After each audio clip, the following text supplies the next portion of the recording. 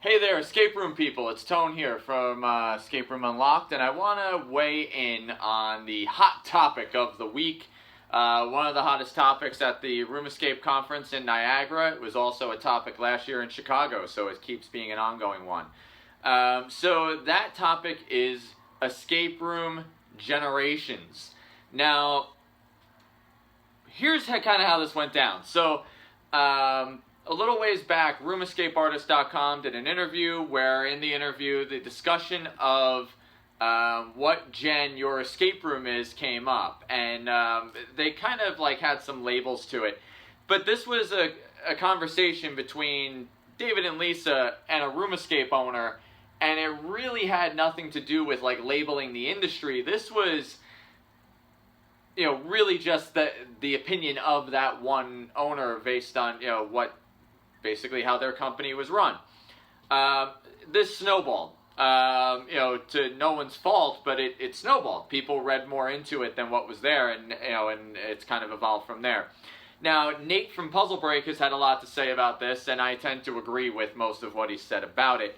But we're going to try to weigh in on this and kind of see how we feel about it. So, the idea is kind of this. So, apparently, we're up to Gen 4 in the escape room industry. So, there's already a Gen 1, 2, 3, and 4. Now, here's the problem with that scenario. The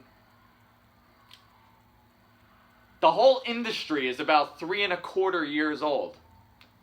So, we've moved through 4 generations in about 3 years. Think about that. Now, I'd like to kind of elaborate on this too, and say that the whole Gen 1, Gen 2, to put it bluntly, it's bullshit, and here's why. This game could easily be better than whatever the hell you think that game is. Because that's really where the art comes in, the design. Every game is going to be different, every company is different, so what you excel at is different than what I excel at. So I might be able to make a game that's all lock and key and completely throw your heavy Arduino Raspberry Pi tech out the window. I might be able to, make a far more exceptional game like, rudimentary lock and key than you can do by bringing all of your tech in. Having said that, what if it's a mix? Does all of a sudden, if you put one maglock in a game, are you suddenly the next gen?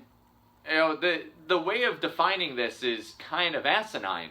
So, where does it fall? Now let's do a little experiment.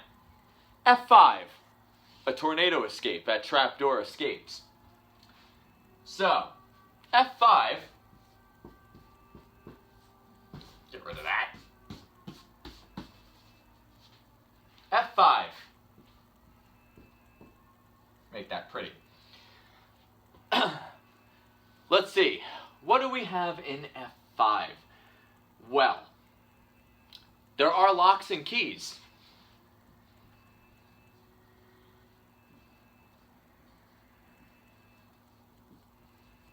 We do have some of those. You know why? Because the story takes place on a farm.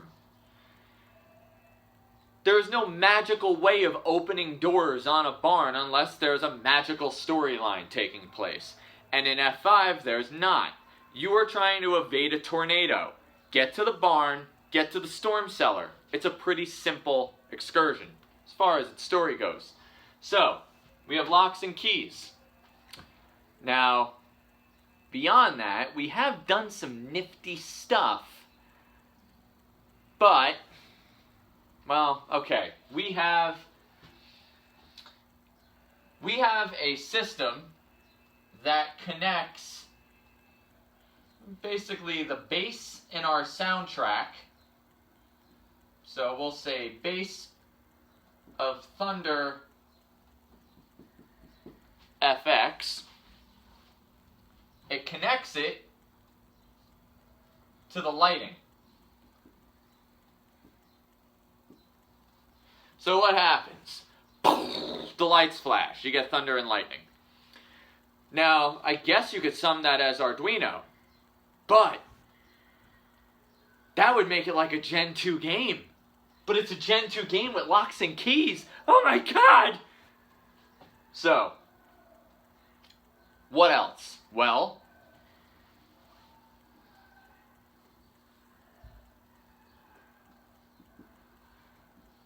there's 20-mile-an-hour winds.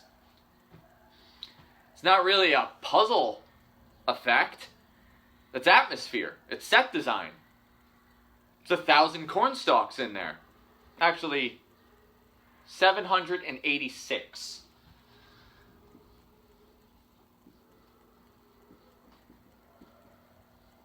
$786 corn stalks. I might be writing below the line now, but that's okay. Anyway, oh, and there's a freaking tornado, and it's coming closer throughout the hour. So, F5, what the hell do I call it? If people go to my website, how are they going to know what it is? Is it Gen 1? Is it Gen 2? Is it Gen 3? You know what? F5.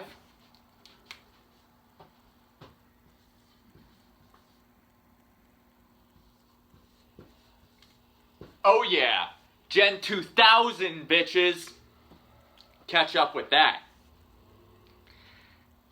Here's my point. This is ridiculous. There's no proper way to label these experiences. There's not Gen 1, Gen 2, Gen 3, Gen 4. There's just unique experiences. And that's how it should be. There's really no good way for us to label this. Now, here's a way to label it, in my opinion.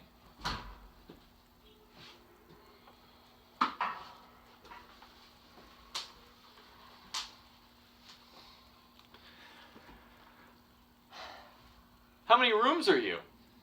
Are you a one-room escape? Or are you multi-room?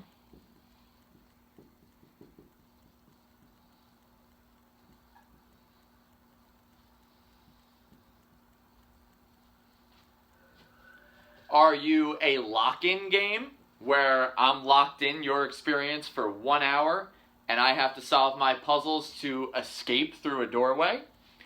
Or is it objective-based, where the puzzles I solve get me through the adventure and I have to solve whatever objectives within the hour? So, are you objective? So we'll say versus. Or, sorry, 2017. We don't do versus anymore. We just do Vs. One-room escape, V multi-room escape. Or are we literally an exit, V objective? There's a way to define ourselves. We one room, V multi-room. Are we exit, V objective? Those give us some boundaries. It lets us know what we're going to play tonight. If I'm claustrophobic, I probably don't want to play that one-room escape. But I'd be more interested in a multi-room. Maybe I'm afraid of being locked in a space. So maybe I want to go objective. So I'm looking for a multi-room objective game. Just some ideas. I'm not the expert on this by any means. But I can say that I definitely am on the train of the Gen 1, Gen 2, Gen 3 conversation is just ridiculously stupid. And we're a few years away from even being able to figure out an identity to that effect. But stuff like this, these are things we are seeing already. These are differences. Actors versus no actors. Storyline versus no storyline. There's ways to give yourself an identity, but calling yourself Gen 1, Gen 2, Gen 3, Gen 4. No one really has a true definition of this, and that kind of makes it a moot point. So, that's my weigh-in. Tone out.